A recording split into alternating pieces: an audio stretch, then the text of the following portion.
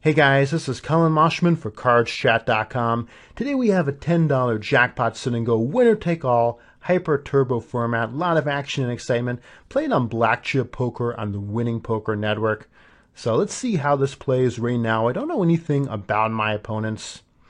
So button min raises, I'm going to defend my big blind against the small raise down to at least King 5 offsuit.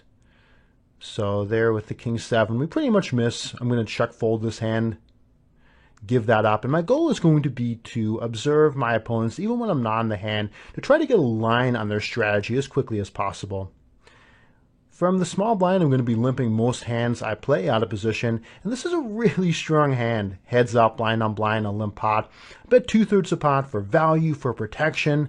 And even on this king turn, we're still usually going to have the best hand. My plan is to check call. I'm allowing him to bluff if he has a worse hand. I'm still drawing to the gut shot, getting good odds here. So I'm going to call here and call most rivers as well. And fortunately, he checks back, and we've got the winning hand.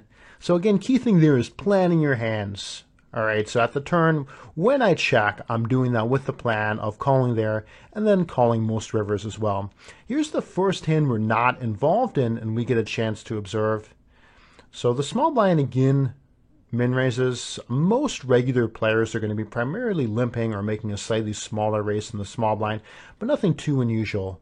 Until now, so the small blind shoves for over 3 times pot. Doesn't really make sense with any hand to make this play, and so my guess is going to be that this is kind of a random button clicker, somebody who's more just playing for fun without a clear idea of what they're trying to accomplish with their bets.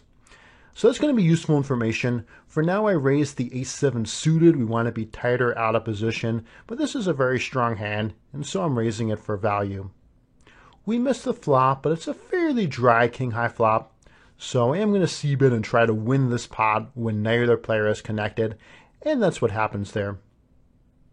9-deuce off is a fold. It doesn't matter if the button plays this hand. If he doesn't, I'm just going to give it up. Not going to play junk. And 6-5 suited is the worst hand I would play here. If I had 5-4 suited, I'm folding it. 6-5 suited, we're playing. You want deeper stacks for these kind of hands, but it'll work, okay? So against, most lineups, so 20 blinds, we can still open this hand. So the small blind bets out. We're getting 3-1 odds. We have position. We also have backdoor straight and flush draw. So I'm definitely going to call. If I raise, I'm mainly going to get him to fold when he has a worse hand.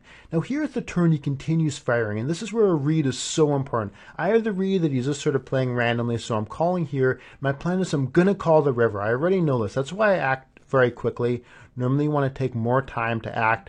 But I call very quickly because I already know when I call the turn, and my plan is to call the river as well. And fortunately it works out as he has a bottom pair hand consistent with our earlier read. So the reason I'm betting out the 5-deuce off is because heads up ranges are very wide, and you want any excuse to take the lead, take the initiative, stay aggressive. And that's what I do. I flop a gut shot. I don't have any showdown value, so I just stab, and fortunately he folds. At 12 blinds, I'm going to be mainly playing shove fold. I will sometimes be limping, occasionally min raising, but a lot of the time just jamming or folding. So we flop a weak flush draw and an overcard. Our opponent bets. We could have also bet out here. And any option is sort of reasonable. I don't really like check calling. We don't have quite enough showdown value. It looks like I'm going to check raise. Actually just fold, which is a slightly weak fold. I think most of the time there I bet right out or occasionally make a check raise. But for whatever reason, I fold there. Queen 7 off, we min raised on the button. This is going to be a raise fold. Happily he folds, so we just take that pot uncontested.